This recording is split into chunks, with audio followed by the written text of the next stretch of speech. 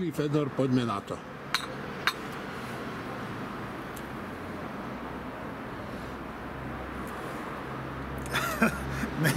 Není to moja nová téma, víš, ale a nehovorím tieto veci ani prvýkrát, možno ich poviem trošku inak, ale nejak vnútorne cítim, že sú dôležité.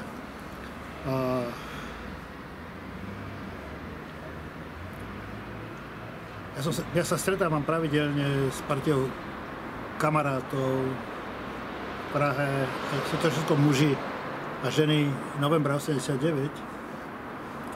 A posledne, keď sa stretli, to bolo až tak trošku nostalgické, pretože tí, ktorí nemali ešte nejakú zdravotnú príhodu, tak tých to čaká, ale väčšina už mala.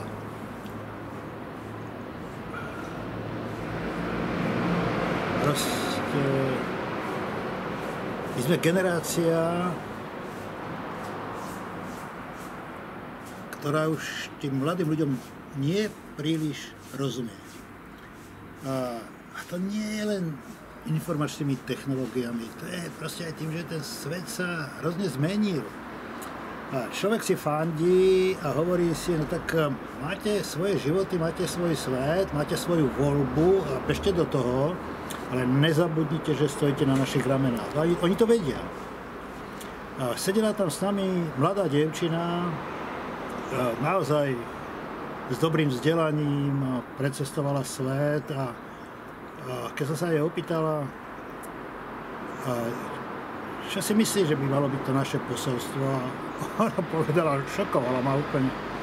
Len už prosím vás, nehovorte o tom západe. Ja som o tom potom rozmýšľal 3 dní. Že už nehovorte o tom západe? Konečne nehovorte o tom západe. Ja som 3 dní o tom rozmýšľal a proste došlo mi toto. Naša agenda ľudí mojej generácie, agenda ľudí novembra 89 bola demokracia, preč s hranicami, byť súčasťou západu. Pre nich je to už niečo absolútne normálne, uspokojené, potreby ťa už netrápia. Oni majú demokraciu, oni nepoznajú hranice, oni sú na západe, aj s kramflekami. Trápia ich veci, ktoré nás vtedy netrápili. Trápia ich proste, či sme dosť súcitní, či sme dosť otvorení, či máme empatiu pre ľudí, ktorí nemali to šťastie, ako sme mali my, že sme sa narodili do relatívne blahobytného sveta. Ja to slovo relatívne hovorím schválne, pretože viem, že polovica populácie proste si sťažuje na hmotný životný štandard, na veci každodenné. Ale sú časti tohoto sveta, kde ani 5% ľudí sa nemá tak, ako sa má tá naša polovica.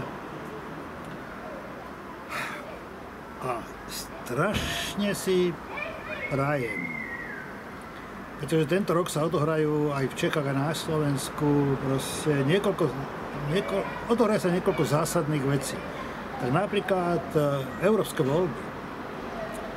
A tá dievčina, ktorá povedala, už nehovorte o západe, si pravdepodobne neuvedomila, že s tým, ako sme my vyrastali v relatívnom dostatku demokracii a v otvorenom svete, vedľa nás vyrastali ľudia, ktorí nemajú radi liberálnu demokraciu, ktorí robia všetko, čo je v ich silách, aby podkopali súdržnosť Európskej únie a európskych krajín, ktorí robia všetko preto, aby obnovili heslá, na ktoré si oni nemôžu pamätať.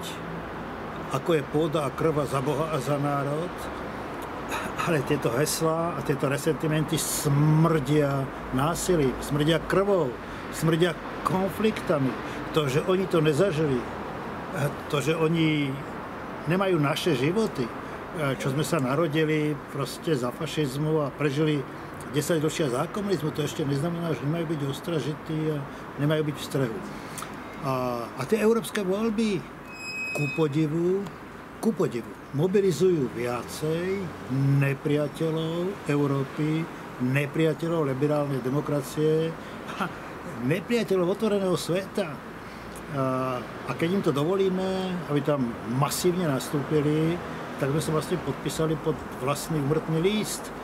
Tohoto ja sa bojím a preto som ti povedal, keď sme hovorili chvíľku predtým, než si začal točiť toto video, čo považujem za dobré správy posledných dní, tak ja za dobrú správu posledných dní považujem to, že mladí ľudia z hnutia Za slušné Slovensko vyrazili po Slovensku, aby sa rozprávali v teréne, v mestečkách a mestách slovenských o tom, čo nás trápi, o tom, čo nás štve a o tom, čo sú výzvy.